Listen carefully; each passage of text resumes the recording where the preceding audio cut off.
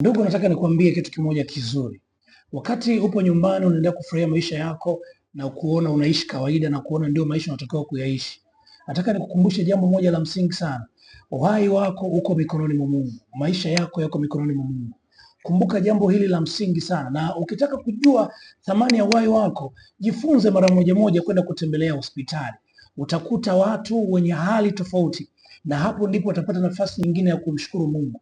Yamkini wewe unamshukuru Mungu kawaida tu, kwa sababu unaamini kuamka kwako na kulala kwako ni jitihada zako. Nataka nikukumbushe jambo moja: kulala na kuamka kwako si jitihada zako, bali kuna neema ya Mungu inayokuatamia. Na kukumbusha, mshukuru Mungu kwa nguvu na uweza na kibali na uhai na pumzi anayokupa, kwa sababu vyote viko mikononi mwake. Kuamka, kulala, kutembea, kufanikiwa, kuinuliwa, kubarikiwa, kupata kazi, kupata cheo, vyote viko mikononi mwa Mungu.